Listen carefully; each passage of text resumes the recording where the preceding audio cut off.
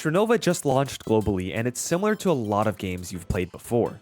It's a 5v5 tactical shooter where attackers plant the bomb and the defenders try to defuse until one team hits 9 points. But that's as far as similarities go.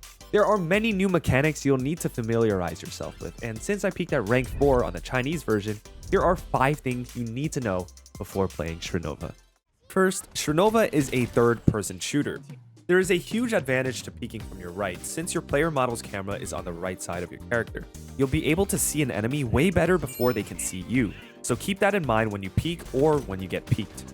Since we're in third person, you may catch information that your camera sees before you even see it yourself. Anything the camera picks up is translated onto the map for your entire team to see. This makes map awareness very important. In this clip, the enemy Bimo appears right behind me, and I only found out because of the map. How did you get there? Remember, you don't need to jiggle peek anyone to collect information. Here, I stay in paper mode, not doing anything, but the info gives my team the go to rotate. But let's talk about paper mode, the mechanic that sets this game apart. All characters in this game can turn into paper and stick to walls. Doing so can get you onto sneaky spots on the map and even evade sticky situations.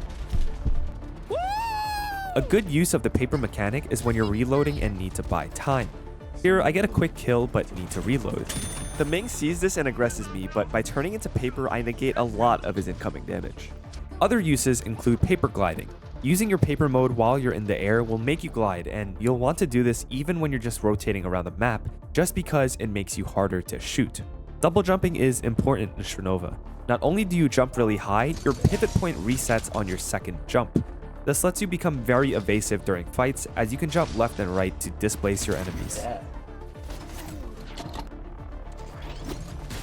Because of the mobility in Shrinova, the aim generally tends to be tracking heavy.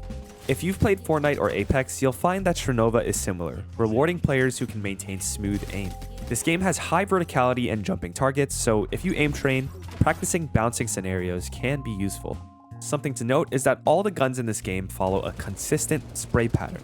That's why you'll need to learn to pull down in the opposite direction of the bullet path to center your shots when spraying, similar to Counter-Strike.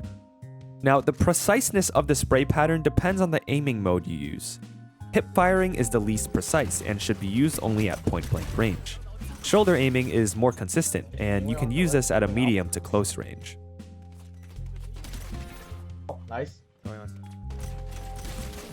ADSing, or aiming down sights, is the most accurate of the modes, being extremely accurate even when you're jumping. I would use it for medium to long range.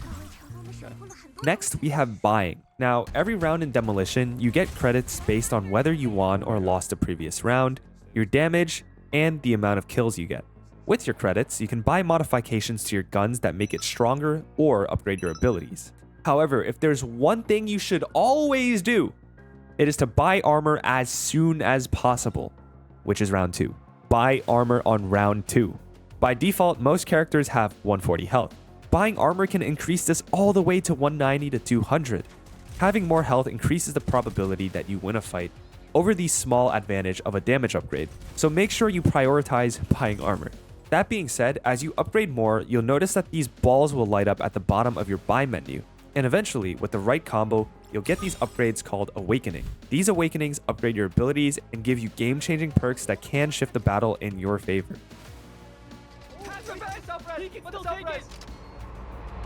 Oh my god!